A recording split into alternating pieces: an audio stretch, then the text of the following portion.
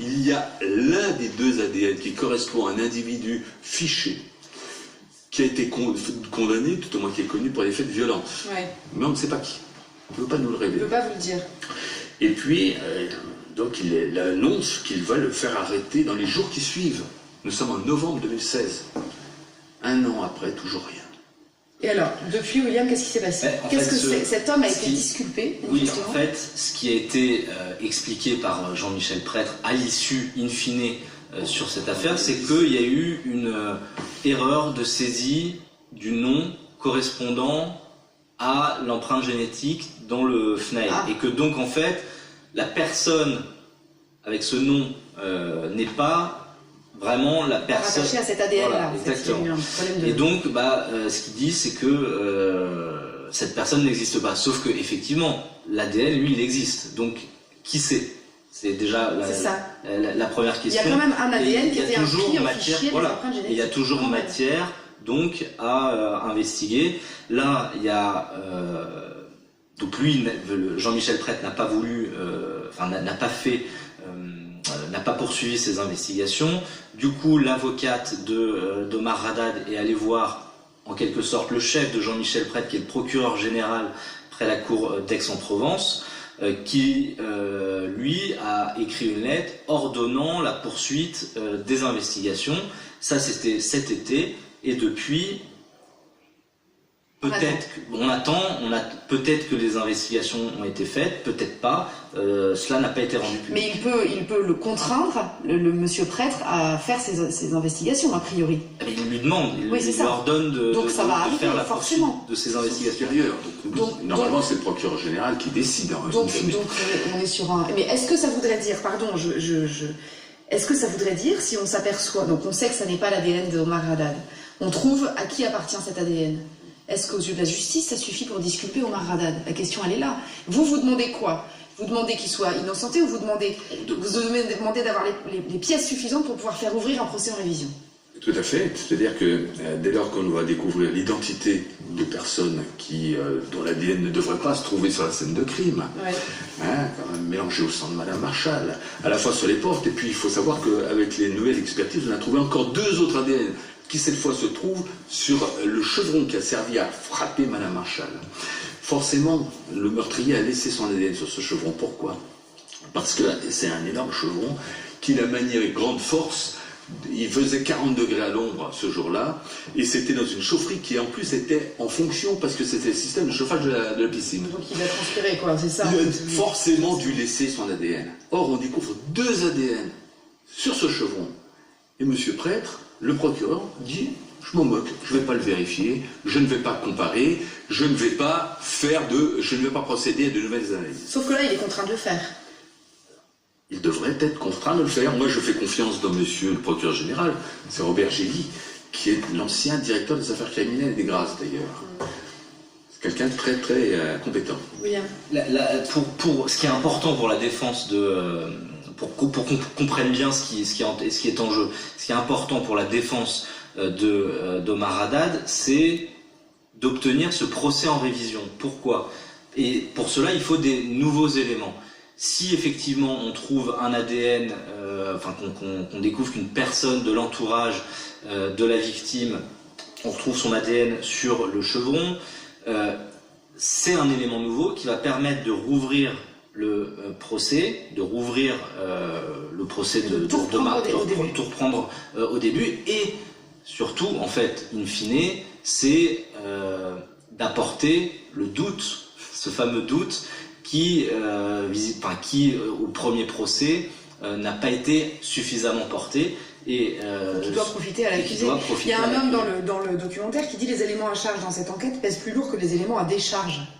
C'est un peu ça qui s'est passé ou pas? Enfin, après, sur le premier procès, c'est ce que je vous disais tout à l'heure. La vraie question, c'est qu'est-ce qui s'est passé dans le secret des délibérations. Parce qu'il y a eu des jurés aussi qui, par ailleurs, après, ont pu être interviewés, évidemment, de façon anonyme, parce que c'est une infraction, c'est un délit.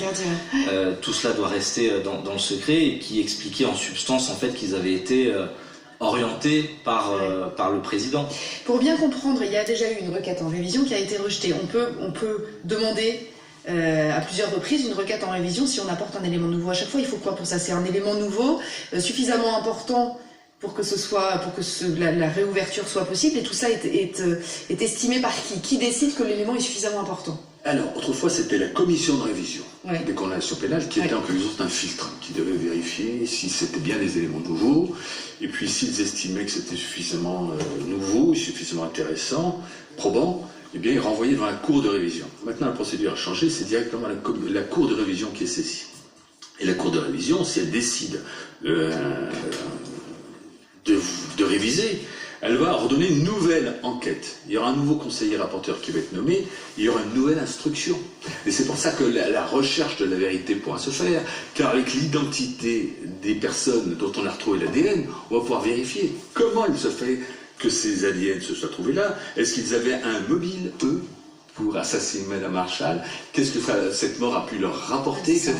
Et donc l'affaire repart à zéro en quelque sorte. Sous un autre spectre. Oui, William. Et c'est, on le comprend bien, c'est, on rouvre pas un procès comme ça. C'est très rare, c'est très rare, ça se compte sur ouais. les doigts de deux mains maximum, je pense.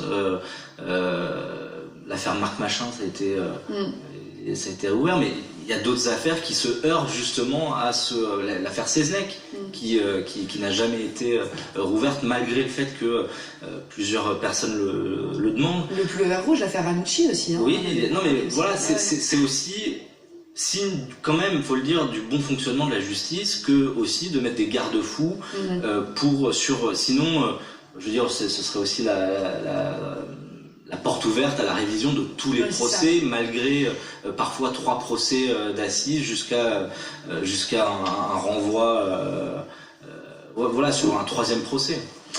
Le spectre du racisme, je voulais qu'on en parle aussi parce que Jacques Vergès dit, donc on l'a entendu tout à l'heure à la sortie de la condamnation, en disant il a commis l'erreur d'être maghrébin. On en a connu un qui avait commis l'erreur d'être juif, lui a commis l'erreur d'être maghrébin, et c'est pour cela qu'il a été condamné. C'était quelque chose dont vous aviez parlé avant ou Non, mais en revanche, lui avait en quelque sorte subi ce procès. Et la cour d'assises était présidée par M. Tchian, qui était un ancien d'Algérie, un pied noir. Et il faisait partie de ce qu'on appelle du mouvement OAS, Organisation Armée Secrète, qui était pour l'Algérie française. Tandis que Jacques Vergès, lui, était l'avocat du FLN, Mouvement de Libération d'Algérie. Et par conséquent, il y avait un antagonisme entre les deux hommes important. Politique. Et puis, les journalistes vont relever à plusieurs reprises qu'il y a eu des propos tout à fait étonnants de la part d'un magistrat durant le procès. Ouais. Et on voit le président, par exemple, quand il s'adressait à M. Haddad, il disait « Omar debout ». Ouais. Il appelait par son prénom, ce qui rendait bien. Il va dire c'est pas un chien. Ouais. Bon. Et puis, il va inventer des proverbes qui n'existent pas. En lui disant, mais vous dites que vous êtes analphabète, un proverbe algérien dit que telle l'autruche, on doit se cacher sa tête dans le sable. Il a inventé ça. Et puis au moment où on va parler, parce que Madame Marshall avait été également égorgée, et son épouse va venir témoigner en sa faveur, elle dit, il ne tuerait pas une mouche. Le président va dire, mais il égorge le mouton. En faisant référence à l'Aïd el-Kébir. Et tout ça était jugé comme des propos tout à fait étonnants, pour le moins. Ce qui a participé aussi du fait que c'est une affaire qui a eu un retentissement énorme, quoi. Enfin, c'était. Comment va Omar Haddad aujourd'hui? Il va très mal, forcément. Ouais. Il ne vit que pour une chose, c'est sa réhabilitation, la reconnaissance de son innocence. Il vit ça comme la plus grande des injustices, lui et sa famille. Ouais. Et la famille de Madame Marshall, puisque peut-être vous obtiendrez un procès en révision. La famille de Madame Marshall, elle, va comment? Je dirais, c'est satisfaite, entre guillemets, de la condamnation d'Omar Haddad. J'imagine qu'on ne peut pas aller très bien lorsqu'on a eu un tel drame. Bien sûr. Hein, mais cependant, c'est vrai qu'ils se sont contentés en quelque sorte de la version de la justice. Ils ne les ont pas mis en doute. Et ils n'ont pas été en quelque sorte rigoureux, par exemple on trouve de l'ADN, ils ne veulent pas savoir à qui ça appartient, ils ont toujours soutenu en quelque sorte la thèse de l'hypothèse de la culpabilité d'Omar Haddad. William Molinier, il n'y a pas de risque pour l'instant que cette affaire soit classée?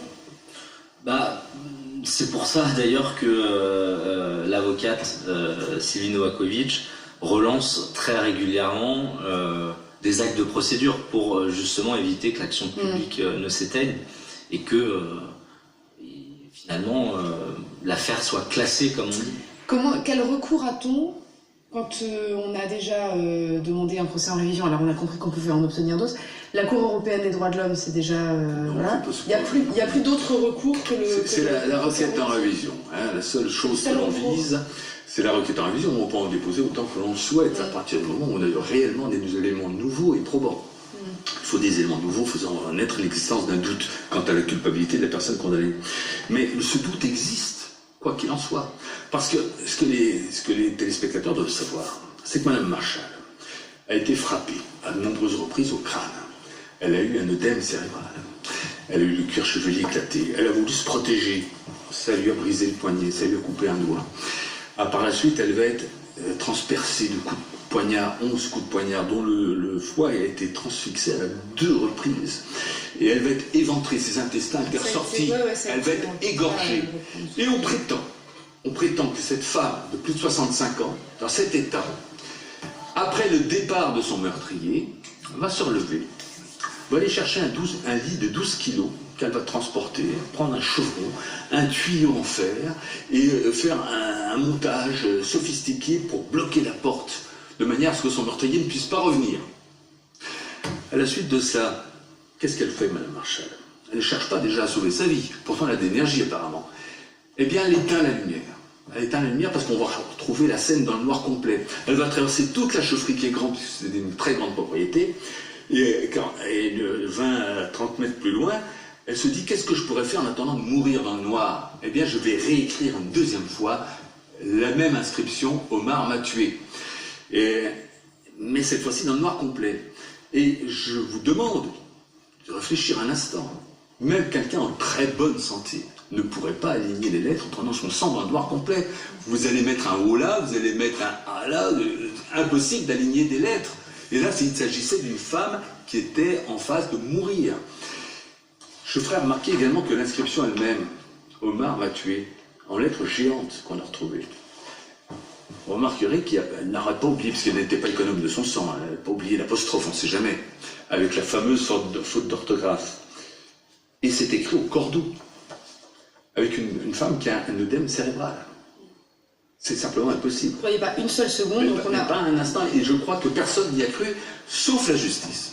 Sauf la justice et sauf peut-être les jurés qui ont été, d'après ce que disait William tout à l'heure, peut-être un peu orientés. William, juste une chose, parce que ces jurés, on ne peut pas les enfin, je veux dire, ils ont assisté au procès, ils ont écouté les débats, il y a aussi des choses, évidemment, quand on vous entend, on se dit, mais il est évident qu'Omar Haddad est innocent. Vous avez travaillé sur ce dossier, c'est votre conclusion, et tout le monde n'est pas de cet avis. En revanche, il y a quand même une chose, c'est que si l'enquête, manifestement, a été quand même faite assez rapidement, ou en tout cas pas complètement faite dans les règles de l'art, une enquête mal faite est difficile à rattraper, si j'ose dire. Ah bah oui, c'est pour ça d'ailleurs que aujourd'hui on met tant d'importance à former les primo-intervenants et les policiers sur les scènes de crime pour leur dire attention, ce que vous avez, ce que vous découvrez, ça va conditionner toute la suite de l'enquête parce que on va retrouver, si vous voulez, chaque centimètre carré d'une scène de crime va être une mine de renseignements. Et effectivement, à partir du moment où vous ratez cet épisode-là, derrière, vous en tirez que des suppositions. C'est ça. Voilà. Bien, merci beaucoup en tout cas d'être venu sur le plateau de cette émission. L'affaire Omar Haddad, je vous souhaite une bonne fin de journée et je vous dis à très vite pour un nouveau Grand Docu.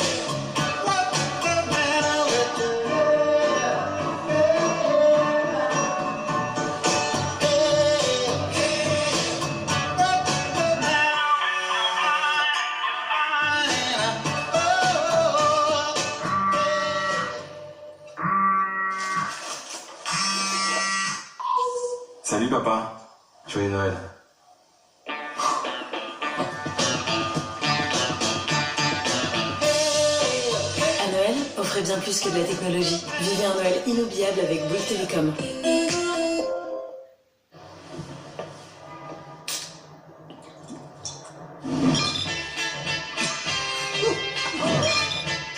Le plaisir de la bière et la gourmandise du jus de fruits réunis dans une boisson sans alcool. Tout altruiste, ça rapproche. Ouais, bonjour. C'est mon premier jour comme j'aime aujourd'hui. Alors, venez, bienvenue chez moi. Je m'appelle Mathieu, j'ai 47 ans et j'ai plus de 20 kilos à perdre. Alors, une perte de poids, ça commence évidemment par une pesée. 109 kilos. Bilan, après 4 mois de rééquilibrage comme j'aime, 24 kilos de perdu. Non seulement j'ai atteint mon objectif, mais je suis allé au-delà de mon objectif. Testez une semaine, c'est gratuit. Vous recevez chez vous de bons petits plats prêts en 2 minutes et en plus, vous êtes suivi par une coach. Alors rendez-vous sur commej'aime.fr. commej'aime.fr.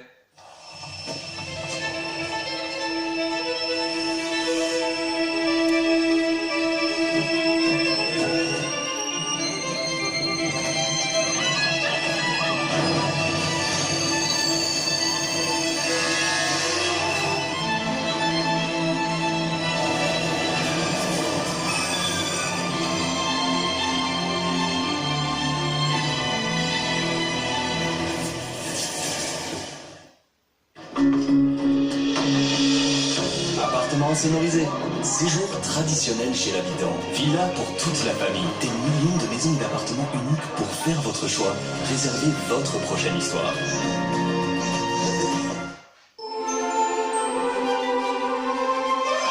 Plus que 4 jours avant le jackpot exceptionnel de 15 millions d'euros du Grand Loto de Noël, le mardi 25 décembre.